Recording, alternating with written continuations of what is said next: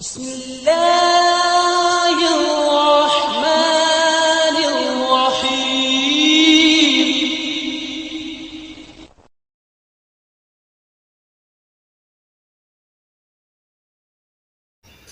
أعوذ بالله من الشيطان الرجيم. بسم الله الرحمن الرحيم. وآمنوا بما أنزلت مصدقا لما معكم ولا تكونوا أول كافر به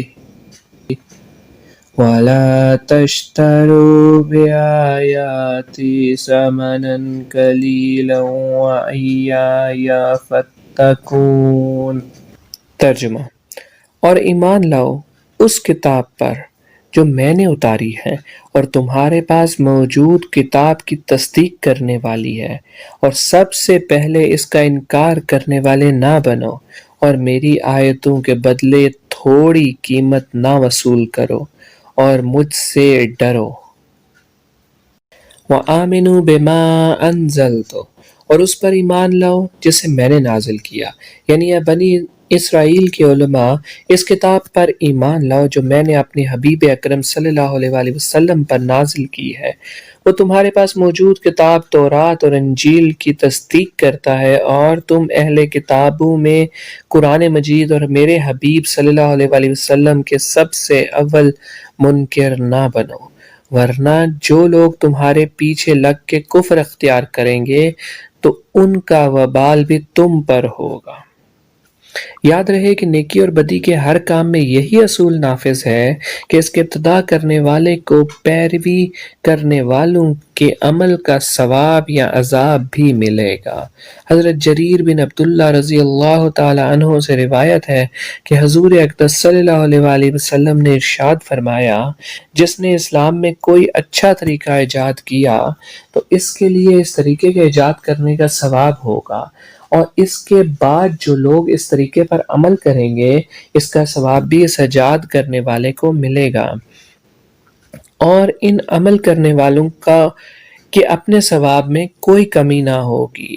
اور جس نے اسلام میں برا طریقہ ایجاد کیا تو اس پر اس کا گناہ ہوگا، اور اس کے بعد جو لوگ اس پر عمل کریں گے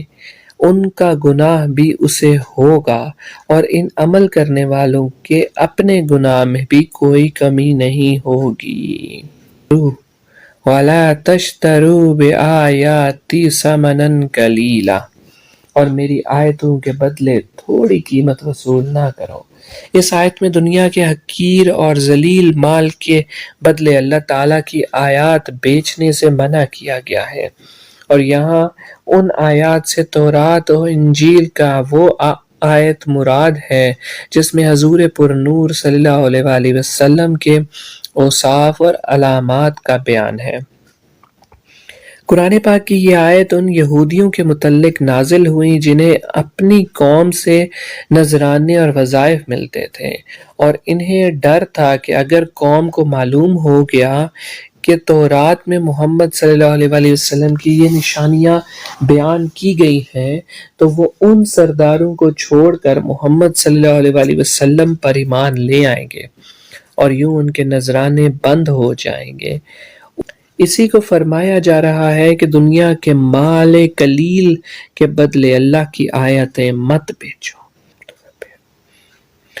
اس آیت اور اس کے بعد والی آیت سے معلوم ہوا کہ یہودی علماء اپنے باطن مفادات اور نفسانی خواہشات اور جاہلانہ توہمات کی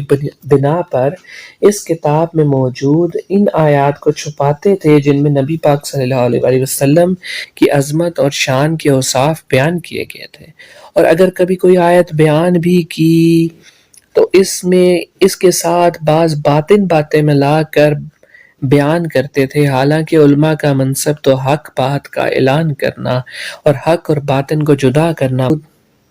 مالی اور ذاتی مفادات کو دین پر قربان کرنا اور دین کا محافظ بننا ہے۔ یہودیوں کے بیان کردہ طرز عمل اور علماء کے منصب کو سامنے رکھتے ہوئے ان لوگوں کو اپنی حالت پر غور کرنے کی حاجت ہے۔ اللہ ہم سب کو قرآن پاک پہ عمل کرنے کی توفیق عطا فرمائے اور نبی پاک صلی اللہ علیہ وآلہ وسلم کی شان و عظمت کو بیان کرنے اور سمجھنے کی توفیق عطا فرمائے، آمین، صدق اللہ العظیم۔